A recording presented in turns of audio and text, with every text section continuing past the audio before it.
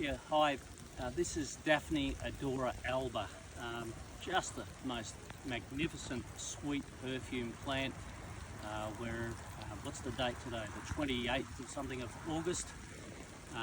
So it's perfect winter flowering plant where not much else is happening. Your camellias are starting to flower at this time of year. Your Daphnes are coming into their own.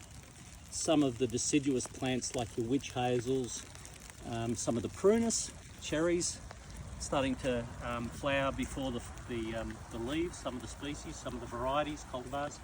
So great choice to warm up your winter garden. Daphnes obviously come in the more common pink form. The white one is really splendid perfume. I think it's actually even better than the pink form for perfume. I really do like it. It's a sort of more of a lemony perfume to my senses, but everyone's obviously smells these things and absorbs them differently. Daphnes get mixed reputation because sometimes people probably overthink them. At the end of the day, they want a cool morning sun position. They don't want to be in too much shade because that'll make them grow weaker, but don't put them in a hot north or west aspect. Don't put them in a hot sunny spot, but magnificent plants to grow.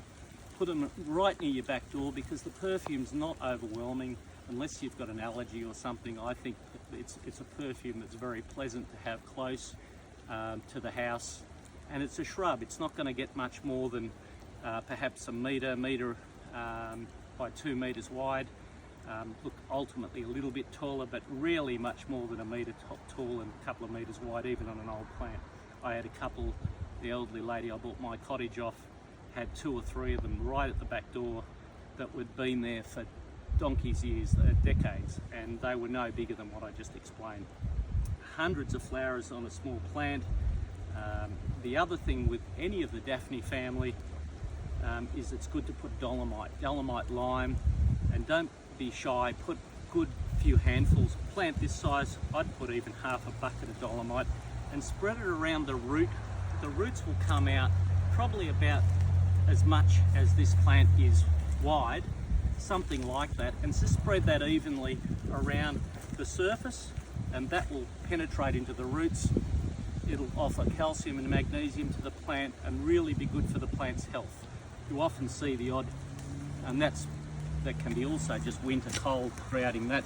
They're notorious for having virus, but I think a lot of that is as a result of the plant's under stress and perhaps doesn't have enough of the calcium and magnesium in the soil or the potting mix, and perhaps is a bit under stress from heat or dry or whatever. Make sure they're well drained. This is heavy clay soil here and they're thriving. So not particularly hard. Straight over the other side here behind, or in front of me here, is to the north side.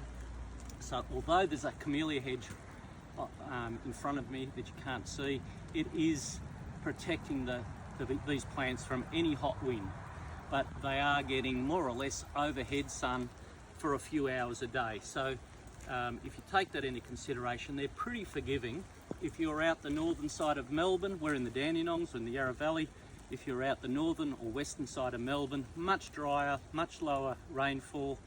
Yes, you have to give them more shelter and potentially less sun, especially after 12 o'clock in the day.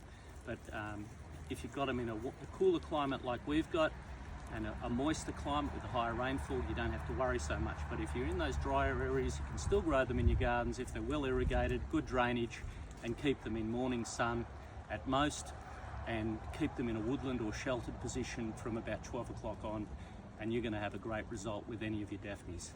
Take care.